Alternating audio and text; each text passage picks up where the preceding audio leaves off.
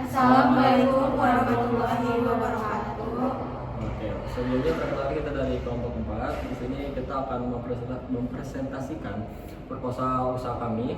Usaha kami itu bernama Tastiras yang akan mempunyai produk pertama yaitu si Cikrol. Sebelumnya perkenalkan dari setiap anggota, saya Mukhtar Primandi, Saya Rahmawati. Saya Monika Aprilia. Saya Kamilia Sulaiman. Saya Jariani. Si Cikrol adalah cemilan inovasi yang memadukan daging ayam filet berkualitas dengan balutan nori, menghasilkan rasa gurih, renyah di luar dan juicy di dalam. Produk ini menawarkan nilai gizi tambahan dari protein ayam serta serat dan mineral rumput laut, menjadikan pilihan cemilan yang lebih sehat. Dikemas menarik dan praktis, si Cikrol menyasar pelajar, mahasiswa, pelajar, kantoran, dan keluarga. Kelebihan utama adalah cita rasa unik, harga terjangkau, dan kemasan higienis, meski memiliki keterbatasan masa simpan dan fluktuasi harga bahan baku. Latar belakang dan visi misi usaha. Latar belakang industri kuliner di Indonesia terus tumbuh seiring gaya hidup dinamis. Masyarakat mencari makanan lezat, praktis, dan ternutrisi. Cikrol hadir sebagai inovasi yang menggabungkan ayam gurih dan rumput laut kaya nutrisi, menjadi alternatif cemilan sehat yang digemari berbagai kalangan. Dan makanan sehat semakin digemari, Cikrol hadir sebagai solusi cemilan yang mengenyangkan dan bergizi kesehatannya. Produk ini didesain dengan kemasan praktis dan menarik, mudah dibawa dan dikonsumsi kapan saja. Visi menghadirkan pilihan makanan yang praktis, sehat, lezat, dan inovasi bagi masyarakat. Misinya menggunakan bahan dengan kualitas terbaik, berinovasi menu atau rasa, menyediakan makanan yang mudah disajikan, menciptakan lapangan kerja, mengimplementasikan praktik bisnis ramah lingkungan. Selanjutnya ada strategi pengembangan usaha. Yang pertama ada pemasaran digital dan media sosial, itu memanfaatkan platform digital untuk menjangkau target pasar yang lebih luas. Terus selanjutnya ada kemasan praktis dan menarik. Untuk kemasan, kami mendesain kemasan yang fungsional dan estetik untuk menarik konsumen. Selanjutnya ada distribusi dan lokasi strategis. Kami memilih lokasi penjualan yang mudah diakses dan ramai. Selanjutnya ada pemilihan bahan baku yang berkualitas, menjamin kualitas produk dengan bahan baku terbaik. Selanjutnya ada penambahan nilai produk. Kami terus berinovasi untuk meningkatkan daya tarik dan manfaat produk. Yang terakhir ada komunikasi dan pelayanan konsumen. Kami membangun hubungan baik dengan konsumen melalui pelayanan yang prima. Selanjutnya ada struktur organisasi dan konsep usaha. Di struktur organisasi ada Mukhtar sebagai CEO, Kamilia Sulaiman sebagai Finance, Rahmawati sebagai Marketing, Monika Aprilia sebagai Manajemen SDM, dan Cariani sebagai Manajemen Operasional. Untuk di konsep usaha, nama usaha kami Tastiras, nama produknya adalah si Cikrol. Selanjutnya bidang usahanya industri produk makanan ringan, skala usahanya UMKM, berlokasi di Jalan Ranggadolar, nomor 65 RT 3 RW 7 Jatiraden, Kecamatan Jatisampurna, Bekasi, Jawa Barat. Tastiras adalah UMKM yang menciptakan inovasi camilan si Cikrol. Usaha ini berkomitmen menyediakan pilihan makanan ringan yang lebih sehat dan bergizi sebagai alternatif dari camilan konvensional. Kami mengedepankan standar kebersihan, kualitas produk, dan pelayanan terbaik untuk membangun hubungan jangka panjang dengan konsumen. Selanjutnya ada bisnis model kanvas. Yang pertama itu ada value propositions. Si Cikrol menawarkan camilan yang praktis dan sehat, kombinasi ayam dan rumput laut, bikin produk ini kaya protein tapi tetap rendah lemak. Rasanya enak, tampilannya menarik, dan pastinya higienis. Kita juga menyediakan banyak varian sambal ataupun saus, jadi konsumen bisa pilih sesuai selera mereka. Yang kedua ada customer segments. Target pasar cukup luas, mulai dari anak-anak, remaja sampai dewasa, khususnya orang-orang yang butuh cemilan sehat tapi cepat saji, seperti mahasiswa, pekerja, atau siapapun yang memiliki aktivitas padat. Produk ini juga cocok buat yang suka makanan siap saji dan frozen food yang bisa dinikmati kapan saja. Yang ketiga itu ada channels. Produk kami dipromosikan dan dijual lewat berbagai saluran, utamanya lewat media sosial dan e-commerce. Kita juga pakai pengemasan praktis seperti cup. Selain itu kita juga buka penjualan langsung di acara atau lewat layanan antar. Lalu ada customer relationship. Kita jaga hubungan dengan konsumen lewat komunikasi aktif di media sosial. Respon cepat, ramah, dan profesional jadi kunci kami buat bikin konsumen puas dan loyal. Kita juga rajin update soal produk dan promo biar tetap dekat dengan konsumen. Lalu ada revenue streams. Sumber pendapatan utama datang dari penjualan langsung si Cikrol. Kita juga menawarkan paket bundling dengan sambal atau saus tambahan. Produk dijual di toko fisik, marketplace, dan lewat layanan antar. Kedepan kita juga akan menambah varian produk baru untuk menambah penghasilan. Lalu ada key activities. Aktivitas utama yang kami lakukan ada 3. Yang pertama yaitu proses produksi si Cikrol sendiri. Kami gunakan teknik khusus agar produknya tetap enak dan bergizi. Yang kedua itu promosi dan pemasaran, khususnya lewat media sosial. Dan yang ketiga adalah pengemasan dan distribusi produk supaya produk sampai ke tangan konsumen dengan aman dan menarik. Lalu ada key resource. Sumber daya utama kami ada 2. Yang pertama, bahan baku yaitu ayam dan rumput laut. Yang kedua, ada tim pemasaran dan distribusi yang menjalankan strategi promosi dan pengantaran produk ke konsumen.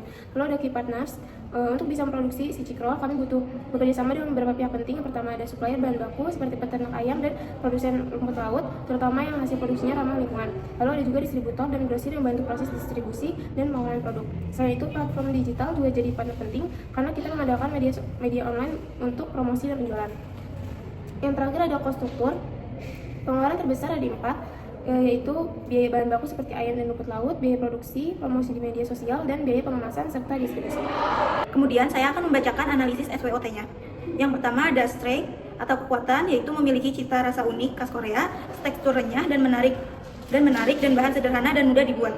Kemudian weakness atau kelemahannya, yaitu kurang dikenal di luar Korea, cepat lembek jika tidak segera dimakan, tinggi kalori karena digoreng. Kemudian ada opportunities atau peluang. Tren Korean food sedang naik daun, bisa dikreasikan dengan isian baru, potensi dijual sebagai street food kekinian. Yang terakhir ada threats atau ancaman, persaingan dari cemilan serupa tergantung bahan impor atau rumput laut, gaya hidup sehat mengurangi minat makanan gorengan. Analisis SWOT menunjukkan bahwa si Cikro memiliki kekuatan pada cita rasa unik dan bahan sederhana, namun perlu mengatasi kelemahan seperti kurang dikenal di luar Korea dan cepat lembek. Peluang besar ada pada tren Korean food dan potensi kreasi isian baru. Sementara ancaman datang dari persaingan dan gaya hidup sehat yang mengurangi minat pada gorengan. Kemudian ada segmentasi pasar dan solusi konsumen.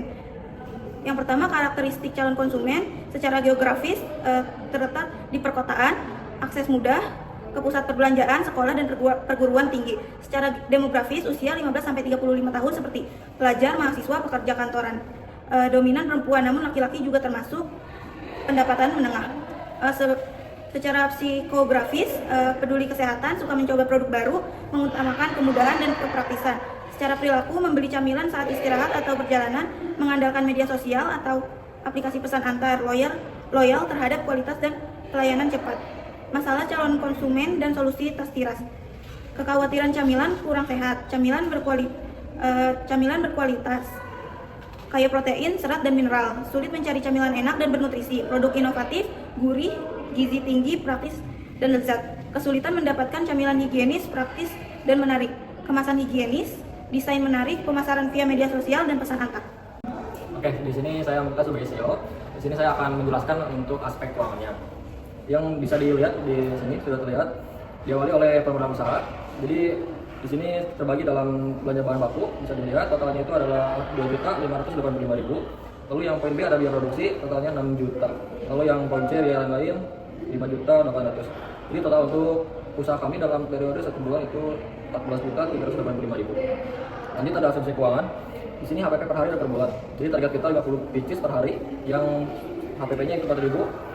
Lalu penjualan kita 10.000, yang jadi ada 13 juta ya, untuk 1.300 dalam 1 bulan.